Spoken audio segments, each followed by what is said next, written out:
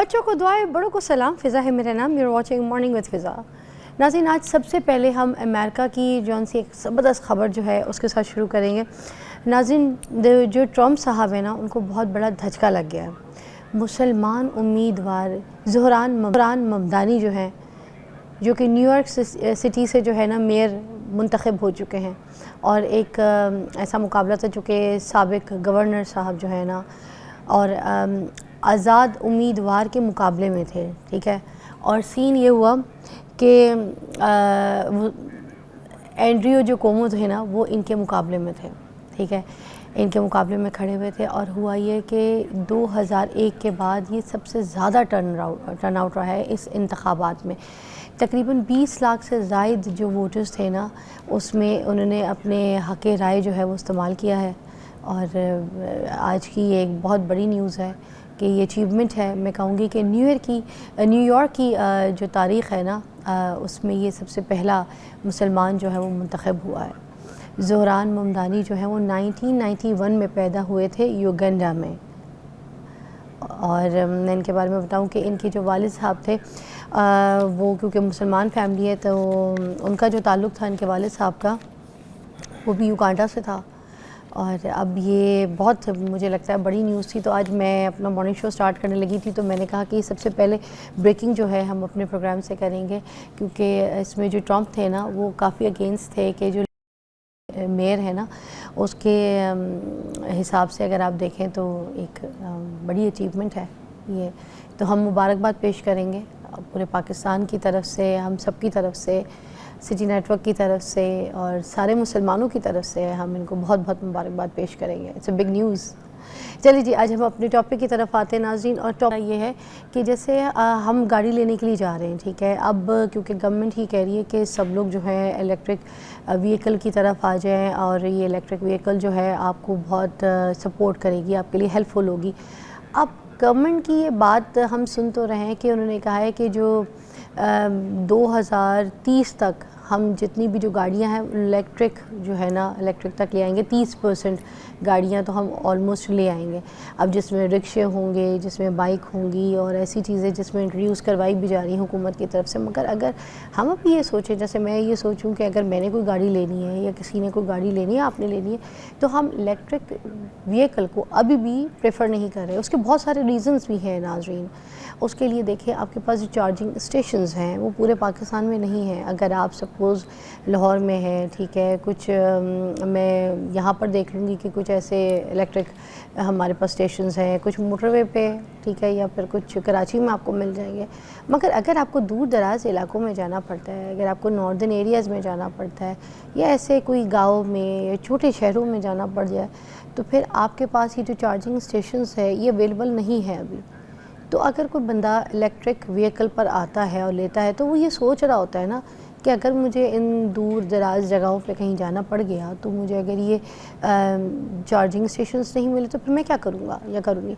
तो उसके बाद ये भी तो होता है ना नाज़रीन कि ये जो गाड़ियाँ हैं, इनके बारे में अभी ये भी नहीं पता कि अगर हमने जो गाड़ी ली है वो 10 साल 15 साल जैसे कि हम इस्तेमाल करते हैं, ठीक है ना, उन गाड़ियों की हम तब तक जान नहीं छोड़ते जब तक कि उनकी कियाँ पांचा ना हो जाए, थोड़ी सी हालत ख़राब ना हो जाए। क्योंकि ये गाड़ियाँ जो है ये इतनी बॉडी वाइज तो ठीक है, मगर अंदर से इसका इतनी जल्दी सिस्टम जो है वो सुना है कि ख़राब हो जाती है, क्योंकि बैटरीज़ है। और बैटरी की जो लाइफ होती है नाज़रीन, वो 8 से 10 साल होती है, तो सबको पता है। उसके बाद वो जो है ना अपनी चीज़ें जो है ना दिखाना शुरू कर देती है, और फिर रिप्लेसमेंट मांगती है बैटरी, और रिप्लेसमेंट जो है वो वेरी एक्सपेंसिव। तो फिर आम बंदा तो अफोर्ड नहीं कर सकेगा। इसी के ऊपर हम बात करेंगे कि जिस तरीके से लोग प्लान कर रहे हैं, हुकूमत प्लान कर रही है कि आगे आने वाले 2030 तक फिर ये जो है ना 30% तक गाड़ियाँ इलेक्ट्रिक व्हीकल पे जाएंगी। तो क्या इज़ इट गुड? हमारे पास जो मेहमान हमने मदऊ किए हैं वो हैं हारून खान साहब। हम इनसे पूछेंगे, ये चेयरमैन हैं एक बहुत बड़ी टेक्नोलॉजी कंपनी के, तो एक डेवलपमेंट कंपनी है यूरोप की। तो हम इनसे मदऊ कर सकते हैं। इनको मदऊ इसीलिए किया था ताकि सारी जो है ना ये इन्फॉर्मेशन हासिल कर सकें। अस्सलाम वालेकुम हारून साहब। अस्सलाम वालेकुम, thank you for having me. आपकी एवरीथिंग इज गोइंग गुड। अच्छा, सबसे पहले हम पाकिस्तान की बात करेंगे, ठीक है ना, कि जो यही कंसर्न है कि हमारे पास हार्डली कोई मेरे ख्याल से दूर दराज इलाके हैं, ठीक है, के में हमें जाना पड़ जाए, बलूचिस्तान सिंध के कोई इलाकों में हमें जाना पड़ जाए, तो फिर वहाँ पर हमारे पास चार्जिंग स्टेशन तो अभी तक है नहीं। फिर जो बंदा गाड़ी लेगा तो इलेक्ट्रिक व्हीकल की तरफ तो नहीं जाएगा। आप इसको किस तरीके से देखते हैं? अच्छा, इसको हम कुछ सेगमेंट वाइज देख सकते हैं। आपकी बात बिल्कुल ठीक है। अगर हम बात कर रहे हैं पाकिस्तान NEV पॉलिसी के ऊपर, न्यू एनर्जी व्हीकल पॉलिसी पे देखें, जो गवर्नमेंट ऑफ पाकिस्तान कह रही है कि 2030 तक उनका प्लान है 30% of cars to be moved on to the EVs। Good point. How? The point is how, because infrastructure is the biggest thing. आपके पास, हमारे पास पाकिस्तान में अगर मैं बात करूँ, बीइंग अ पाकिस्तानी भी, इंफ्रास्ट्रक्चर अभी वाकई में नहीं है। मैं अगर आपको एक नंबर दे सकूँ, अराउंड पूरे पाकिस्तान में अभी तक आपके EV चार्जिंग स्टेशंस, जिसमें बड़े छोटे आप सब मिला लें, हार्डली 12-13 हैं। जिसमें मेजर सिटीज़ में आप देख लें, कराची, इस्लामाबाद, लाहौर, और मोटरवे पे 1-2 होंगे शायद। इससे आप वो वाला टारगेट अचीव नहीं कर पाएंगे। उसके लिए अभी जो एक न्यूज़ ही सुनी है, I don't know how much it is practical और नॉट और इम्प्लीमेंटेड और नॉट, कि 2026-27 तक 3000 EV स्टेशंस इम्प्लीमेंट किए जाने लगे हैं। बट अभी लगे हैं, हुए नहीं हैं। सो आपका पॉइंट बहुत वैलिड है कि अगर हम उस सेंस में जाना चाहते हैं कि हम चाहते हैं आम आदमी, एक नॉर्मल पर्सन भी EVs के ऊपर आए, तो वो क्यों आएगा? एंड रही बात इसकी कि ये कैसे होगा, डेफिनेटली इसके ऊपर एक अलग डिबेट होगी, क्योंकि आपके पास जो ग्रिड स्टेशंस हैं उनके ऊपर जो मेगावाट प्रोड्यूस करने का आपका एक कैपेसिटी है वो देखना पड़ेगा आपको, क्योंकि ऑलरेडी पाकिस्तान में जो मेगावाट प्रोड्यूस हो रहा है, लेट्स से मैं एक नंबर आपको दूँ, 98,000 मेगावाट प्रोड्यूस हुआ था, जबकि डिलीवर 60 to 65,000 हुआ था। जो बाकी गैप आया वो नाकिस जो आपका जो इंफ्रास्ट्रक्चर है, लॉसेस होते हैं, लाइन लॉसेस हो सकते हैं, चोरी होती है, जो भी कह लें, वो उसमें चला गया। सो जब आप EV स्टेशंस इम्प्लीमेंट करेंगे, वो भी आपके ग्रिड स्टेशंस पे ही लोड करेगा, क्योंकि अभी तक मेरा ख्याल है जहाँ तक ये ऑन ग्रिड स्टेशंस की ही बात कर रहे होंगे, ऑफ ग्रिड स्टेशंस बहुत कॉस्टली हो जाते हैं, वो अभी तक बहुत पाकिस्तान में इन हुए भी नहीं हैं। सो इन सारे फैक्टर्स को देखना पड़ेगा, ना कि जस्ट एक अनाउंसमेंट से ये नहीं हो पाएगा, इसको प्रैक्टिकली दोबारा से करना पड़ेगा। क्योंकि अगर आप देखें 2016 से लेकर 2021 तक की जो पॉलिसी थी पहले की EV पॉलिसी, वो बड़ी थोड़ी बेहतर थी, उसमें काफ़ी लेवरेज दिया गया था लोगों को इस तरफ लाने के लिए। लेकिन अभी की जो न्यू पॉलिसी आई उसके अंदर काफ़ी सारी ऐसी चीज़ें इंट्रोड्यूस न्यू की गई जो कि मेरा ख्याल है कि थोड़ा सा आम सारिफ जो होगा, यूज़र होगा, वो उसको हिट बैक करेगा। क्योंकि EVs के ऊपर भी अब आपने कार्बन टैक्स अगर लगा देना है, आपने इंपोर्ट टैक्सेस डालने हैं, आपने टैक्सेशन रजिस्ट्रेशन टैक्सेस डालने हैं, वो करते करते कॉस्ट तो आपकी वहीं पर चली जाएगी। और ऑनेस्टली स्पीकिंग इस वक्त आम बंदे की अगर तरफ से हम देखें, वो भी उस सेंस में गाड़ी को, EV को नहीं ले रहा कि ये इन्वायरमेंटल फ्रेंडली है या इसमें पोल्यूशन नहीं होगी। क्योंकि पाकिस्तान हो या आपके साउथ एशियन कंट्रीज़ आ जाएँ, यहाँ पर जो सारिफ गाड़ी ख़रीदता है ना, वो इसको एज एन एसेट ख़रीदता है। अगर हम बिल्कुल मिडिल क्लास तबके के साइड से बात करें, अगर हम उस 1-2% के रूलिंग एलीट को छोड़ देते हैं जो EVs को अफोर्ड कर सकते हैं, तो जो आम बंदा होता है वो ये सोच के गाड़ी ख़रीद रहा होता है यहाँ पाकिस्तान में, साउथ ईस्ट एशियाज़ में, कि ये मेरा एसेट है, कल को मुझे इसकी रीसेल भी अच्छी चाहिए, और मुझे अगर दूर दराज इलाकों में जाना है, मुझे इसकी मेंटेनेंस, पार्ट्स और इसके चार्जिंग स्टेशंस ये इजी टू अवेलेबल हों। और अगर वो नहीं है तो डेफिनेटली आप उनको कन्विंस नहीं कर पाएंगे कि आप इसकी तरफ आएँ। अच्छा हारून, एक ब्रेक लेंगे, हम उसके बाद दोबारा ज्वाइन करेंगे। आज हम आपको बताएंगे क्या इलेक्ट्रिक व्हीकल की तरफ हमें आना चाहिए, इज़ इट वर्थ और नॉट। Take a break.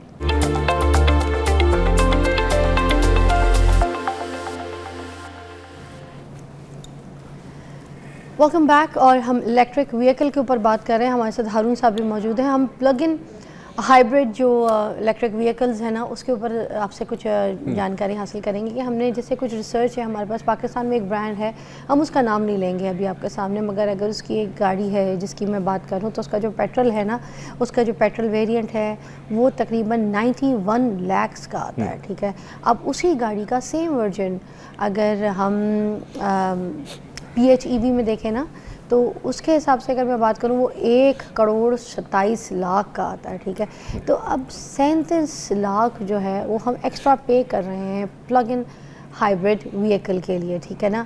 अब अगर हमने उनकी जो ये कैलकुलेशन निकाली, अगर 10 साल की अगर देखें आप एवरेज में, अगर दोनों गाड़ियां रखनी है आपने, चलानी है उनको, ठीक है, और 50 किलोमीटर डेली का आना जाना है हमारा, ठीक है, और कभी कभी हमें 1000 किलोमीटर भी कोई टूर अगर हमारा हो गया, हमें सफ़र करना पड़ गया, तो अगर हम फ्यूल कॉस्ट निकालें ना, तो पेट्रोल की जो बनती है वो बनती है 49 लाख 10 साल के अरसे में। वो जो गाड़ी पेट्रोल यूज़ करेगी उसमें 3 लाख रुपए आप हटा दें मेंटेनेंस के लिए, ठीक है, वो चार्जेस हो जाएंगे, तो इसका मतलब 52 लाख हो गए। अब सेम अगर हम ये बात करें ये जो प्लग इन हाइब्रिड वाली गाड़ी जो है उसकी अगर हम सेम निकालें, तो एक तो 37 लाख रुपए हमने पहले ही ज़्यादा पे किया है, ओके। और अगर हम उसकी फ्यूल की कॉस्ट निकालें नाज़रीन, तो वो बनती है 30 लाख रुपए, ऐसे ही है, क्योंकि वो भी पेट्रोल पे चल रही है, मगर वो एवरेज थोड़ा सा ज़्यादा दे देगी एज़ यू नो। अगर इसमें भी हम 3 लाख रुपए मेंटेनेंस का इसका ऐड कर लेते हैं और वो साइड पे कर लेते हैं कि 10 साल के बाद हमने इसकी जो है ना बैटरी भी रिप्लेस करवानी है, फिर 6 लाख आप उसका भी ऐड कर लें, तो उसके हिसाब से आप देखें 26 लाख रुपए ये गाड़ी आपको महंगी पड़ी है, जो कि plug in hybrid electric vehicle गाड़ी होती है, जिसमें लोग ये समझ रहे होते हैं कि अगर हम हाइब्रिड ले लेंगे तो हम अपने पैसे बचा लेंगे, ठीक है, फ्यूल की कॉस्ट में। मगर अगर आप जो 37 लाख रुपए जो मैंने आपको एक्स्ट्रा ऐड करके बताया, जो एक्स्ट्रा और ख़र्चे हैं वो बताऊँ, और पेट्रोल की जो उसके एवरेज के हिसाब से, तो ये 26 लाख रुपए महंगी पड़ी आपको प्लग इन हाइब्रिड। अब इसके हिसाब से आप मुझे बता दें कि लोग फिर किस तरीके से इस पर स्विच होंगे, अच्छा, इलेक्ट्रिक या प्लग इन। ओके, सबसे पहले तो मैं ये कॉन्सेप्ट पहले क्लियर करता हूँ। जब मेंटेनेंस की और सेविंग की जहाँ तक बात आती है, PHEV प्लग इन हाइब्रिड आ जाती हैं, हाइब्रिड आ जाती हैं, and then total EVs which is BEV जिसको हम कहते हैं बैटरी एनर्जी व्हीकल्स, जो टोटल इलेक्ट्रिक होती हैं। इनमें फ़र्क है। अच्छा, अब जब आपने बात की है PHEV की बात की है ना, तो इसमें डेफिनेटली आपको फ़र्क इसलिए भी नज़र आएगा। पहली बात, आपने किलोमीटर्स की बात की, आपने कहा जिसने 50 किलोमीटर भी चलानी है वो आजकल ले रहे हैं, PHEVs ले रहे हैं। yes. तो मेरा एज अ एक्सपर्ट एडवाइस में यही है कि दे आर डूइंग रॉन्ग। ये उनके लिए हाइब्रिड गाड़ी या PHEV गाड़ी उनके लिए ठीक है जिनका डेली का कंजप्शन 100 से 120 किलोमीटर से अबव का है। उनके लिए ये फ़ायदेमंद है, उनको ये बचत करके देगी। कैसे करके देगी? इट डिपेंड्स, आपके जिस भी ब्रांड की आपने ली हो, I am not gonna name it, आपकी total cost of the car divided by पर किलोमीटर, और लाइक उसके ऊपर डिवाइड करें तो आपको आपकी चार्जिंग की भी जो एक कॉस्ट है वो भी निकल के आ जाएगी सामने। सो आपने अगर डेली सिर्फ चलानी 40-50 किलोमीटर है, घर से ऑफिस जाना है या हल्का फुल्का मार्केट से आना है, मेरा ख्याल है 40-50 किलोमीटर भी कोई डेली नहीं चला रहा होगा, क्योंकि 100 किलोमीटर्स भी अगर आप जाएं तो आई थिंक आप लाहौर से काफ़ी आगे निकल जाते हैं, फिर वापस आएँ। मेरा नहीं ख्याल कि डेली हाइब्रिड पे कोई इतना जा रहा है। दैट इज़ आई थिंक कि आजकल जो एक ट्रेंड चल रहा है ना कि अच्छा यार इसने भी गाड़ी ली थी, हाइब्रिड ली है, अच्छी लग रही है, मैं भी लेता हूँ। अभी इस वक्त ये माइंडसेट चल रहा है। मगर हमारे वहाँ लोग ये बचत को जहन में रख के ले रहे हैं, बचत के लिए अगर जी बचत की अगर आप बात करेंगे, वो गलत सोच रहे हैं ये भी बताओ। हाँ देखिए, कैलकुलेशन गलत है ना, गाइडेंस नहीं दी जा रही। आप ज़रूर उसमें बचत कर सकते हैं अगर आपका डेली का यूजेज 100 किलोमीटर से अबव है या मिनिमम 100 तो हो, देन आप इसकी कॉस्ट कैलकुलेशन के ऊपर जाएंगे, देन आप कह सकते हैं कि मैं सेविंग कर रहा हूँ कुछ पेट्रोल के मुकाबले में। और अगर खाली हम प्योर हाइब्रिड या PHEV की ही बात करना चाहते हैं तो उसमें इतनी खास बचत आप कर नहीं पाएंगे, क्योंकि मेनली तो वो आपके फिर भी पेट्रोल पे चल रही है ना। परफेक्ट। और जो उसमें बैटरी पैक लगा है वो बिल्कुल आपके इमरजेंसी सिस्टम के लिए लगा है। दैट्स इट, कि लेट से आप जा रहे हैं, आपका एक पेट्रोल एंड हो गया, तो आपको 10-20-30 किलोमीटर शायद आपको थोड़ा सा और पावर दे दे कि आप आगे अपने डेस्टिनेशन तक के पेट्रोल पंप तक पहुंच जाएं। वो आपको कोई फुल माइलेज नहीं दे रहा, तो आप उसमें कुछ ज़्यादा सेफ नहीं करने वाले। हाइब्रिड्स में आपको सेविंग्स में जाना है तो आप BEV में जाएंगे, टोटल इलेक्ट्रिक, यानी कि बैटरी एनर्जी व्हीकल्स, जो टोटल चार्ज करेंगे आप, उसके ऊपर आप कैलकुलेशन 8-10 साल की निकालेंगे। वो व्हीकल्स भी तो महंगी नहीं, अगर पाकिस्तान में वो गाड़ियाँ सारी अगर इम्पोर्ट होती हैं तो फिर दूसरे पेट्रोल के जो है चीज़ें उसके हिसाब से तो फिर ये है ना। देखिए इसमें बड़ी एक सिंपल सी लॉजिक है, वो ये है कि जब भी एक टेक्नोलॉजी न्यू आती है ना, वो महंगी होती है शुरू में। अभी पाकिस्तान EV टेक्नोलॉजीज़ को अडॉप्ट कर रहा है आहिस्ता आहिस्ता, सो डेफिनेटली आप 100% यहाँ प्रोड्यूस अभी नहीं कर पा रहे। देखिए जैसे मैं मुल्क से बाहर जाऊँ या कहीं मैं अभी लास्ट गई हुई थी UK, तो वहाँ पे वेस्ट फील्ड में नीचे कार पार्क में जो शॉपिंग मॉल है, वहाँ पे सब जगह इलेक्ट्रिक के वो चार्जिंग स्टेशंस इम्प्लांट हुए होंगे। आपने गाड़ी वहाँ पे जी। चार्ज पे लगाई, मैं अपनी बहन के जी। साथ पूरा शॉपिंग घूमी फिरी, उसके बाद मैं वापस आई, गाड़ी चार्ज हो चुकी बिल्कुल थी, ठीक है। बैठे निकल गए। Infrastructure yes, again we are coming on around square one. अभी ये चीज़ें तो है नहीं जी, अब यही बात है कि suppose to wait for all that thing. You should, and अगर वेट नहीं करना चाहते हैं तो पैरेलल जितनी तेज़ी से हम इंपोर्ट्स को रोक कर लोकल प्रोडक्शन की तरफ आएंगे, इसका ये बड़ा आपको देखना पड़ेगा। देखें, आप जब अपनी इंपोर्ट्स को रोकेंगे थोड़ी और लोकलाइज करेंगे चीज़ को, तब आपकी कॉस्ट नीचे आएगी। क्योंकि जितना पार्ट आप बाहर से मंगवा रहे हैं, जितनी चीज़ें बाहर से बन के आएंगी, आप डेफिनेटली डॉलर्स में पे कर रहे हैं उनको। डॉलर डेफिसिट वैसे ही चल रहा है कंट्री, बहुत बुरा, एलसीज के प्रॉब्लम्स चल रहे हैं, सो प्रेशर इकोनॉमी पे आएगा। और फिर फ्यूल के ऊपर जो हम yearly millions and billions of dollars के अंदर बाइंग कर रहे हैं, उसको भी आपने अगर कम करना है तो डेफिनेटली आपको फिर अगेन ईवी की तरफ देखना है, और ईवी को देखना है तो उसको लोकलाइज करें पहले। अच्छा हारून, एक और सवाल है मेरा। आप सपोज अगर हम ईवी की तरफ आ भी गए, चले थोड़ी सी महंगी भी है, ठीक है, इस तरह से आप देख लें, क्योंकि जाहिर सी बात है 8-10 साल के बाद उसकी जो बैटरी है जो चल रही है उसमें डेड भी होना है, पर जाहिर सी बात है उसने भी रिप्लेसमेंट वाली काम पे आना है। अब वो भी बड़ी महंगी है। अब ये नहीं कि जितना पेट्रोल की कीमत पे हमने एट दी एंड जितना पैसा बचाया है वो फिर दोबारा से उसकी बैटरी की वो रिप्लेसमेंट में हमें पैसा लगाना पड़ जाएगा सारा, हमारी इन्वेस्टमेंट तो फिर उधर डबल हो रही है। अच्छा नहीं, ऐसा नहीं, नहीं थोड़ा सा इसमें डिफरेंस है। क्या? एक हद तक ठीक कह रहे हैं, लेकिन काफ़ी हद तक अभी अनक्लियर हैं आप। बाकी अवाम भी है, मैं बताता हूँ, कोशिश करता हूँ बताने की। वो इस तरह है कि देखें, अभी आप कॉस्ट कैलकुलेट करें सिर्फ पेट्रोल की मद में। अगर आप अपने पेट्रोल आइस इंजन जिसको हम कहते हैं, इंटरनल कंबंशन इंजन, उसके अंदर अगर आप देखें खाली पेट्रोल कॉस्ट नहीं होती, आपकी मेंटेनेंस कॉस्ट हर महीने की भी आती है। उसके अंदर जो पार्ट्स हैं वो काफ़ी ज़्यादा पार्ट्स हैं आपके, उसमें ब्रेकर्स, इंजन ऑयल, आपके बुश, आपके टायर्स, आपके मिरर्स, आपके इंजन के अंदर ही हज़ारों पार्ट्स निकलेंगे, मैकेनिकल पार्ट्स बहुत ज़्यादा हैं। आपके कोई ना कोई रिपेयरिंग का खर्चा भी उसमें आता है, एक्सपेंस निकलता रहता है। So you can not just rely on the petrol expense only when you are talking about a petrol car. उसके अगर आप कॉस्टिंग ऐड करेंगे वो इट इज़ वे हाई।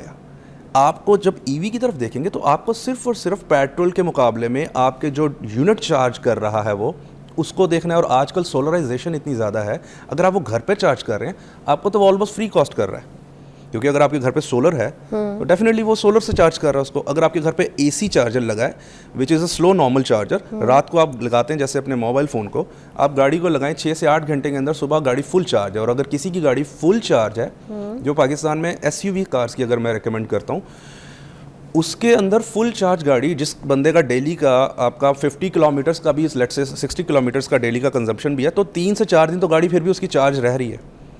और उसमें अगर आप कैलकुलेशन लेकर जाएंगे तो आपकी कॉस्ट 10 साल में बहुत नीचे आ जाएगी पेट्रोल के मुकाबले में। हम थोड़ा टाइम के ऊपर बात करते हैं, ठीक है। अब अगर हम पेट्रोल जो गाड़ी है उसको हम जाकर फ्यूल अप करा लेते हैं, ठीक है, अब इस तरह से देखेगा मैक्सिमम 5 मिनट में वो टैंक जो है ऐसे फुल हो जाता है, बिल्कुल ठीक है। अब इलेक्ट्रिक गाड़ी को अगर आपने चार्ज करना होता है ना, तो फिर अगर आपको 100% उस गाड़ी को चार्ज करना है तो कोई 30 से 40 मिनट आपको मिनिमम चाहिए ही चाहिए होते हैं, इसमें कोई डाउट नहीं है। अब वो जो टाइम है वो जो 30 से 40 मिनट का है वो भी एक वेटिंग वाला है, क्योंकि हर इंसान का बस ये होता है कि मैं फ्यूल स्टेशन पर रुकूँ, पेट्रोल फुल कराऊँ और वहाँ से आगे चले जाऊँ। और अगर हम गाड़ी को चार्ज करने के लिए जाते हैं तो फिर 30 से 40 मिनट की वेटिंग भी है, जिसमें आपको अगर कोई जल्दी है, कोई काम करना है, या फिर बाकी आपकी जो रोज़मर्रा की एक रूटीन है वो थोड़ी सी तो डिस्टर्ब होगी बिकॉज ऑफ द वेटिंग। तो अब इसके बारे में भी हम एक्सप्लेन करते हैं, क्योंकि टाइम मैनेजमेंट भी इसके अंदर काउंट करता है। जी बिल्कुल करता है, बहुत क्रूशल फैक्टर है, क्योंकि बिजी पेस लाइफ है सबका, ऑफिसेज हैं, स्कूल्स हैं, कॉलेजेस हैं, सब चीज़ें। अब इसके अंदर अगेन हम वहीं पे आगे खड़े हो जाएंगे इंफ्रास्ट्रक्चर पे, और इसमें 2 चीज़ें काउंट होती हैं। डिपेंड ये करता है जो कमर्शियल चार्जिंग स्टेशंस लगाए जाएंगे या लगाए गए हैं, क्या वो एसी हैं या डीसी हैं, विच मींस ऑल्टरनेटिव करंट पे हैं या डायरेक्ट करंट पे हैं। DC chargers are always fastest chargers, जिनके ऊपर ऑफ कोर्स आपके यूनिट्स भी ज़्यादा लगेंगे और आपकी कॉस्ट भी ज़्यादा आती है। आजकल ऑन ग्रिड स्टेशन के ऊपर अगर हम बात करें, विच मीन्स कि डायरेक्ट आप ग्रिड स्टेशन से बिजली लेकर अपने चार्जिंग स्टेशन को चार्ज पावर दे रहे हैं, एंड देन आप डीसी चार्जर से उसको चार्ज करना चाहते हैं। अब डीसी चार्जर्स में भी देन अगेन आपकी कैपेसिटी डिपेंड करती है, कितने किलोवाट पर आवर का चार्जर लगाया है। आपके अगर अच्छे चार्जिंग स्टेशंस लगाएंगे तो आप 10 मिनट के अंदर भी गाड़ी चार्ज कर सकते हैं, दैट इज़ कॉस्टली।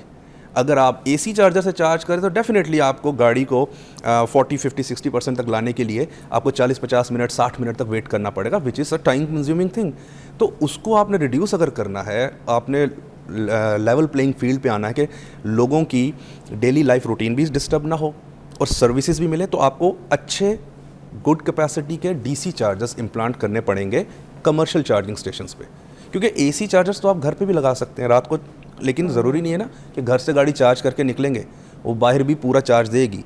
हर एक के पास एसयूवी नहीं होती, किसी के पास छोटी गाड़ी भी हो सकती है, तो उसके लिए डीसी चार्जर्स रिकमेंडेड है। अच्छा, डीसी चार्जर्स जो होते हैं ना, अगर हम उनके बारे में बात करें तो 70 किलोवाट आवर के हिसाब से जो उनकी बैटरी है, ओके, अगर उसको चार्ज कर रहे हैं हम तो 80% तक तो वो बहुत जल्दी चार्ज हो जाती है। मैं कह रहा अगर 80 से 100 तक उसको ले जाना होना है तो फिर उसने आधा घंटा 40 मिनट लेना ही लेना। जो मैंने रिसर्च किया उसमें ये जो एंड वाले 20% है ना, उसमें आधा घंटा सिर्फ ये उस 20% बैटरी को चार्ज करने में ले जाती है। ठीक है, आप सबसे पहली तो ये रिकमेंडेड चीज़ है कि आप 100% कभी भी गाड़ी चार्ज करें ही मत।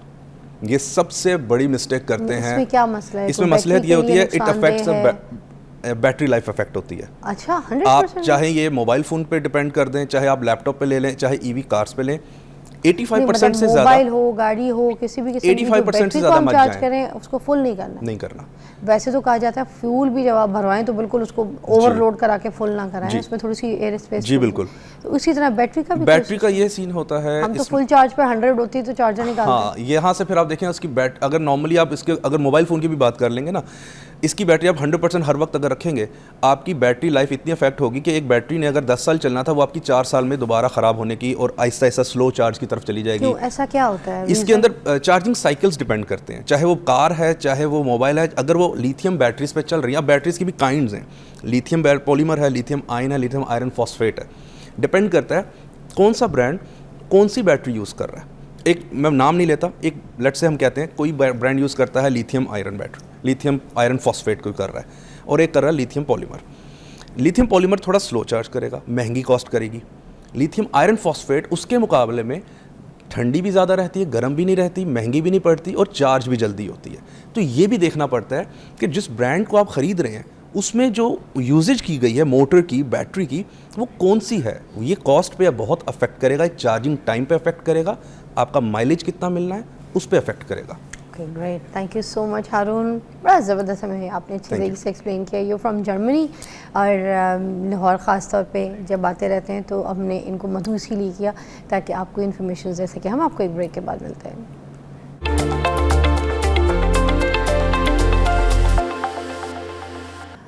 वेलकम बैक नाजरीन, और मैं आपको बताऊं आपका फेवरेट सेगमेंट अब शुरू होने जा रहा है। नाजरीन, आपको हमेशा से फ़िक्र रहती है कि आपकी सेहत, आपकी खूबसूरती और आपकी जो स्किन है, आपके बाल हैं, वो सब कुछ अच्छे लगे। नो मैटर लड़कियां हो या लड़के हों, खूबसूरती हज़ार नेमत है, सेहत जैसे हज़ार नेमत है उसी तरह खूबसूरती को भी संभाल के रखते हैं तो फिर वो आगे बड़ा आपका लंबा लॉन्ग टर्म आपका साथ देती है, आपके साथ चलती है, ठीक है, जैसे जवानी। तो खैर हम अब बात करेंगे, हमारे पास जो मेहमान है वो है नैयर आपा, और हर्बलिस्ट हैं, किसी तारुफ के मोहताज नहीं है। जब जब हमारे शो पे आती हैं तो अपना हुनर और अपना इल्म हमारे साथ शेयर करके जाती हैं। और मैं आपको बता दूं कि ये क्वालिफ़ाइड हर्बलिस्ट हैं। मैं बहुत से लोगों के बारे में बात करती हूँ, ये क्वालिफ़ाइड हर्बलिस्ट हैं, टीच करती हैं, लोगों को बताती हैं, पढ़ाती हैं, सिखाती हैं। इसीलिए हम इनसे इल्म सीख के आप तक भी आगे पहुंचाते हैं।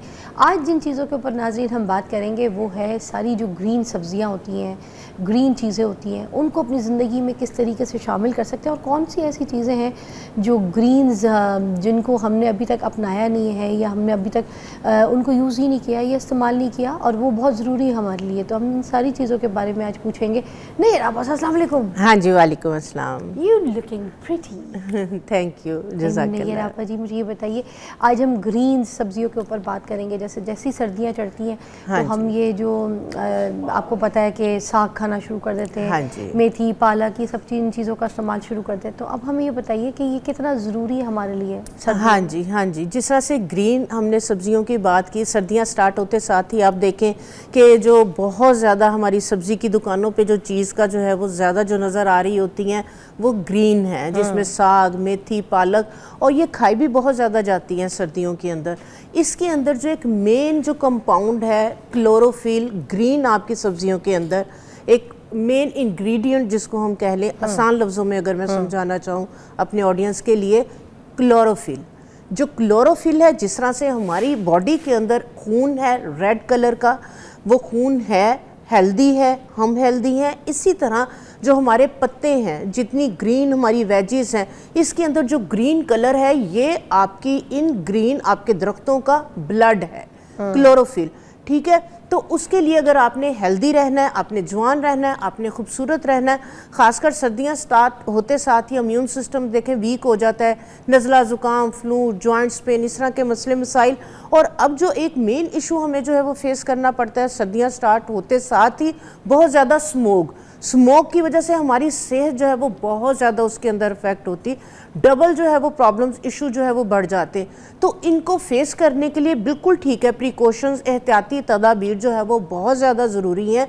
लेकिन आपका इंटरनल जो सिस्टम, जाहिर सी बात है, आपने बाहर निकलना है, आपने घर से बाहर सेन में भी निकलना है, तो आप देखें स्मोक है, वहाँ पे जॉब वगैरह के लिए आपने रोड्स वगैरह पे जाना है, तो आपका अगर ब्लड हेल्दी है, आपका गट हेल्दी है, ठीक है, वो इन जरासीमों के साथ, वो इन जो हमारा एनवायरमेंटल पोल्यूशंस है इसके साथ जो है वो अगर लड़ सकता है, हेल्दी है, तो वो फिर बहुत ज़्यादा हमारी सेहत को तबाह नहीं करता, बर्बाद नहीं करता।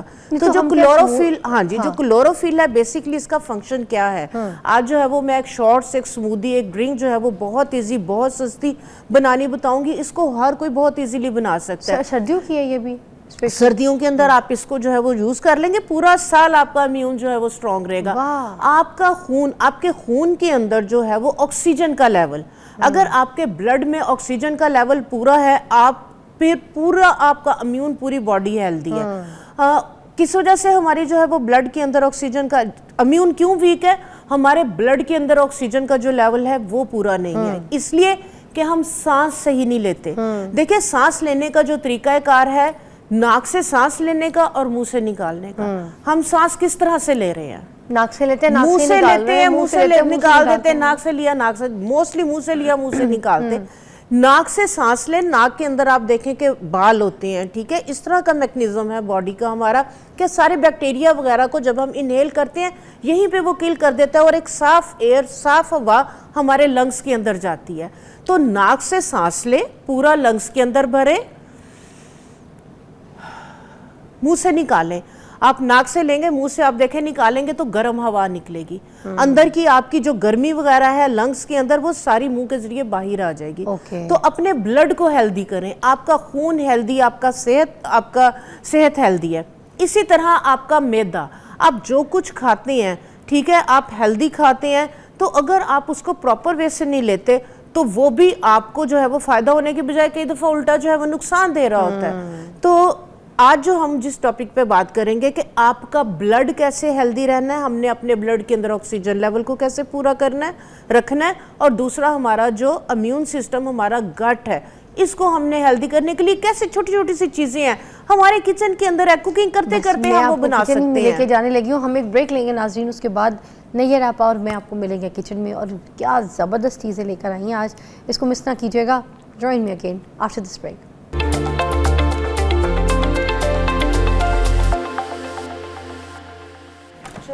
Welcome back. हम यहाँ पर आ गए हैं किचन में और करेंगे ज़बरदस्त किस्म की तैयारियाँ, जो कि रेसिपीज़ हैं ग्रीन्स की। कुछ आप हमें क्या स्मूदीज़ क्या बनाने लगी थी? हाँ जी, व्हीट ग्रास, ये देखें, हम व्हीट ग्रास जो है ये आपको शॉर्ट्स जो है ये बनाने बताएंगे। ये रियल है बिल्कुल। इसको जो है वो सर्दियाँ स्टार्ट होते साथ ही मैं लाजमी 10 से 15 दिन के लिए इसको जो है वो बनाती हूँ और पीती हूँ, ठीक है। अगर आप इसको जो है वो स्टडी करें इस पे, तो व्हीट ग्रास जो जूस थेरेपी है, इस तरह के जो पेशेंट्स हैं कि जो कैंसर से जो है वो लड़ रहे हैं, उनके लिए ये बेहतरीन है। ये कैंसर सेल्स को ख़त्म करता है, इम्यून को बूस्टर करता है। अभी जैसे हम क्लोरोफिल की बात कर रहे थे, ये रिच इन क्लोरोफिल है। तो इसको पहले बनाने का प्रोसेस बता दें, फिर कि ये घर में कैसे कोई बना सकता है? हाँ जी, सिंपल। आपने क्या करना है, आपने गंदम लेनी है, गंदम को लेके आपने उसको जो है वो धो देना है। धो के आपने जो गंदम, आम साबुत वाली गंदम आटे वाली होती है, पीसने से पहले वाली, आपने धो के उसको जो है वो 24 घंटे के लिए भिगो देना है। आपने हर 8 घंटे के बाद उसका पानी बदलना है, ठीक है। 2 दिन आपने इसी तरह से करना है। 2 दिन के बाद जो है वो आपने ये जो हमारे घर में आम जो है वो, ये देखिए मैंने ग्रो की हुई है आम, ये जो थैले आते हैं कपड़े के, ठीक है, ये देखें कपड़े के थैले आते हैं, उस Shopping पे bags जो आपने, आपके, हाँ ये तो जी, वो जो है, आपके हाँ। शॉपर आते हैं, ठीक है, आपने इस पे जो है ये फैला के डेली बेसिस पे इसको पानी देना है। ये 10 से 12 दिन के अंदर अंदर आपकी जो है ये इस तरह से जो है ये हो जाएंगी। तकरीबन 6 से 7 इंच की होनी चाहिए, इससे ज़्यादा की नहीं होनी चाहिए। अच्छा। ठीक है, ये देखें इसकी रूट्स, वाह, ठीक है, ये इस तरह से होनी चाहिए। इसके बाद जो है वो हम इसका जो है वो जूस बनाएंगे। इसको जो है वो हम, ये देखें नीचे जो है वो मैंने इसके जो है ये कपड़ा जो है वो उसमें से जो है वो नमी लेगा और ये ग्रो करेगा। तो हमने सिर्फ इसकी जो इतनी कोंपलें हैं इनको हम ग्राइंड करेंगे और इसका जूस आपने तकरीबन 10 से 12 दिन आपने रेगुलर पीना है। वाह। आप ये 6 महीने में एक दफ़ा कर लें। तो ये इतनी जो है ये कितना टाइम चल जाएगी? ये हमने तकरीबन 7 पोर्ट्स के अंदर, ये जिस तरह से मैंने पोर्ट्स जो है ये इसमें ग्रो की हुई है, 7 पोर्ट्स में आपने कर लेनी, क्योंकि हमने इसको सिर्फ 7 दिन के लिए लेना है। बस 6 महीने में, 6 महीने के बाद 7 दिन के लिए लेना है। तो ये तकरीबन 6 से 7 इसके बेबी प्लांट्स होने चाहिए, इससे ज़्यादा का फिर फ़ायदा नहीं है।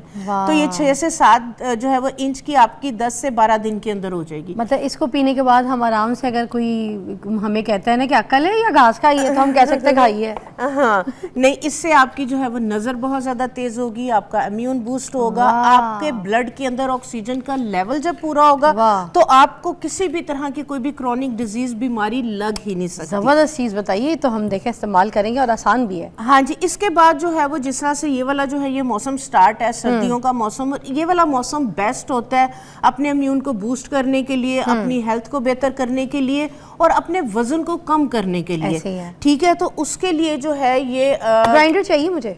हाँ जी, है कहाँ है? आजा साथ उधर करके मुझे वो ना। हाँ जी, ओके ठीक है, हाँ आई गॉट इट। ठीक हो गया। ये देखिए, हम सबसे पहले जो है वो व्हीट ग्रास जूस थेरेपी का जो है वो कर लेते हैं। ठीक है, हमने इसके जो ये बेबी प्लांट्स हैं, हमने जो ग्रीन लीव्स है इसके हमने ये इस तरह से जो है ये काटनी है। ओके, ठीक है, ये इतने काट के ये धुले हुए मैं वॉश करके लेके आई हूँ। इसको हम जो है वो ब्लेंडर में डाल के तो इसको मैं करके देती हूँ आपको, हाँ जी, हाँ जी, ये मैं काट के इसमें डाल के देती हूँ। ओके। आपने इसको जो है ये काट के आपने इसको जो है वो ब्लेंडर में डाल लेना है।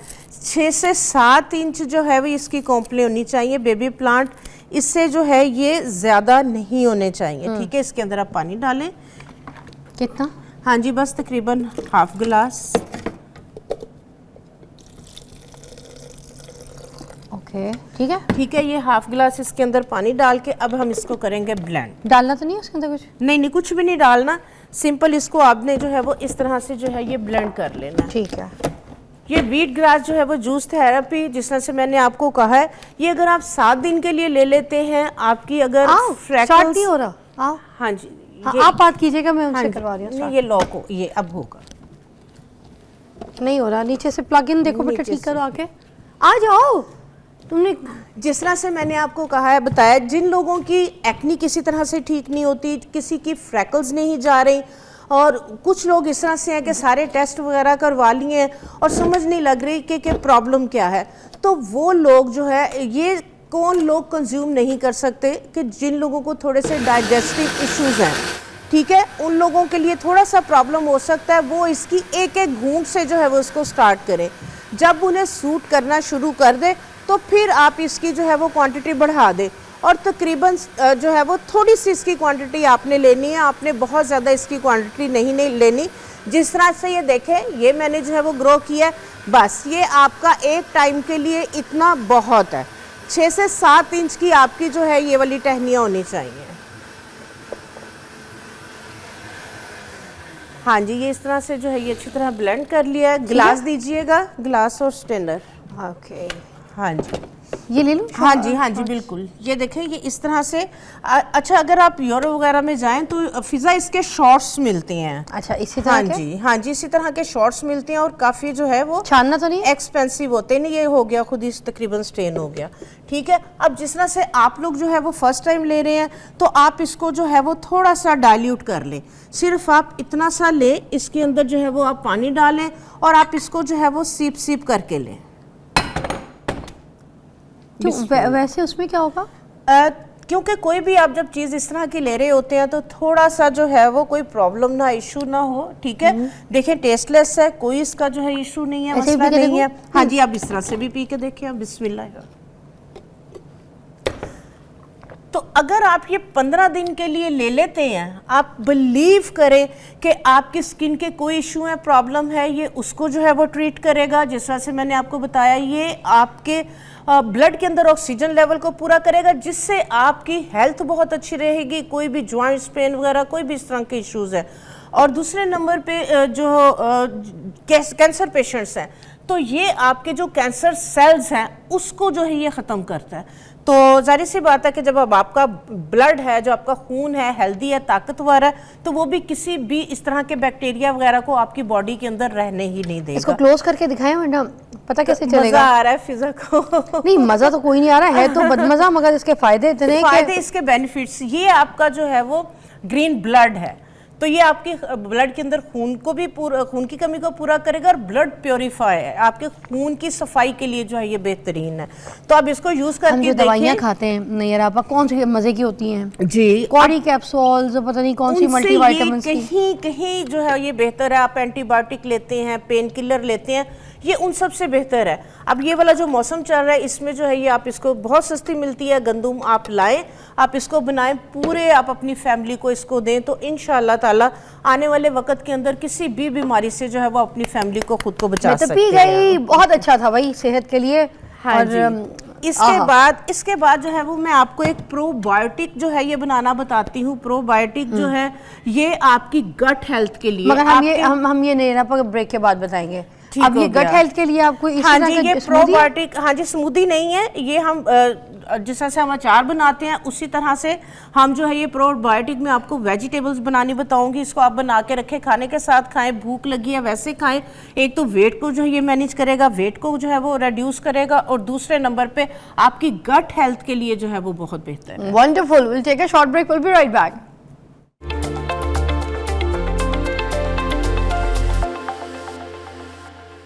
ओके, यहाँ पर ज़बरदस्त रेसिपी बनने लगी है जो कि एक सैलड है, हाँ है ना? बिल्कुल बिल्कुल। और एक है, हाँ जी, एक में आपको प्रोबायोटिक जो है वो सब्जियों के साथ अचार कह लें उसको, वो मैं आपको बनाना बताऊंगी। सब्जियां आपके किचन के अंदर हर तरह की आती हैं, तो ये आप बना के रख लें। जो लोग चाहते हैं कि उनका जो है वो गट हेल्थ जो है वो बेहतर हो, और खाने के साथ थोड़ा सा वो चेंज चाहते हैं, या वेट जो है वो अपना कम करना चाह रहे हैं, तो उनके लिए एक ऐसी रेसिपी, एक ऐसी चीज़ जो है वो शेयर करूंगी। खाने के साथ अगर वो लेना शुरू कर देंगे तो आपका जो है वो गट हेल्थ बेहतर होगी, क्योंकि बेसिकली जो है ये प्रोबायोटिक आपको पता है वो गुड बैक्टीरिया है कि जो हमारे गट के अंदर, हमारे मैदे के अंदर जो है वो ज़रूरी है, ना सिर्फ हमारी हेल्थ को बेहतर करने के लिए, बल्कि हम खाने के ज़रिए जो भी इस तरह की चीज़ें ले रहे होते हैं, जो गलत बैक्टीरिया, गंदा बैक्टीरिया हमारी बॉडी के अंदर जाता है, तो प्रोबायोटिक जो हमारे गुड बैक्टीरिया हैं वो उसको ख़त्म करते हैं। तो आजकल जो है ना वो हम खुराकें इस तरह की खा रहे हैं कि जिसके लिए हमें प्रोबायोटिक जो है ये लेनी बहुत ज़्यादा ज़रूरी है। मेडिसिन फॉर्म में लेते हैं, लेकिन आज मैं आपको ये भी बनाना बताऊंगी कि आपने प्रोबायोटिक, पहले हम इसको बना लेते हैं, ठीक है। इसके लिए हमने जो है ना ये देखें, जो भी सब्जियां हैं हमारे किचन के अंदर, प्याज है, आपने प्याज को ये देखें इस तरीके से काट लेना है। हमने इसके अंदर जो है ये प्याज डाल दिया। आप खाली सिर्फ आप अकेला भी बना सकते हैं, सिर्फ प्याज का बना लिया आपने। हाँ जी, ये लहसुन भी डाल लिया हमने। इसके अंदर जो है ये गाजरें भी डाल ली, ये हमारे किचन के अंदर आती हैं। आप ये छोटी छोटी सी आप इसके लिए निकाल लें, ठीक है। ये खीरे हैं कटे हुए, ठीक है। तो ये खीरे हमने जो है ये इसके अंदर इस तरीके से काट के हमने ये डाल लिए, ठीक है। इसके बाद जो है आप ये बंद गोभी, ठीक है, बंद गोभी आई है चाइनीज़ खानों के लिए, हम लोग जो है ये लाजमी मंगवाते हैं सूप वगैरह, तो ये बंद गोभी है, ठीक है। इसको भी आप जो है ये इस तरह से काट लें।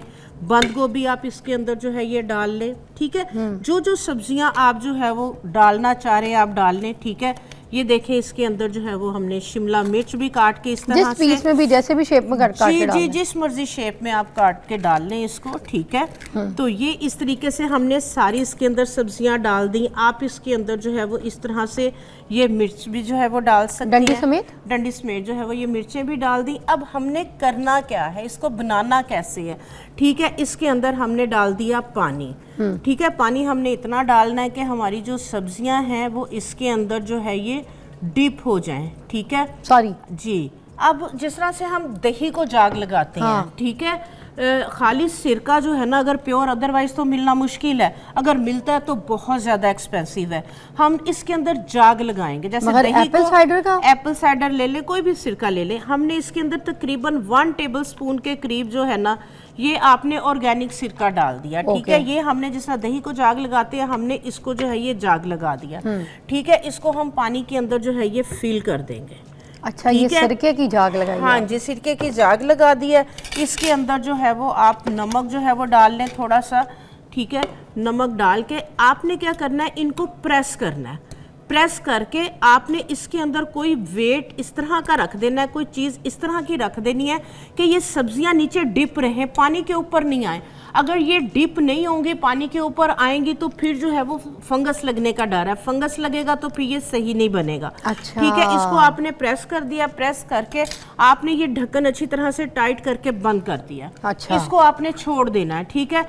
आपने डेली बेसिस पे थोड़ी देर के लिए खोलेंगे इसको, हवा लगाने के लिए। इसके अंदर जो गैस भरी हुई होगी वो गैस निकलेगी। ये आप जहाँ किचन में आपके हीट होती है, धूप वगैरह में रखने की ज़रूरत नहीं है, तो आप इसको जो है ना वहाँ पे रख दें। 8 दिन के बाद जो है ये आपका जो है वो प्रोबायोटिक आपकी ये वेजिस जो है ये रेडी हो जाएंगी।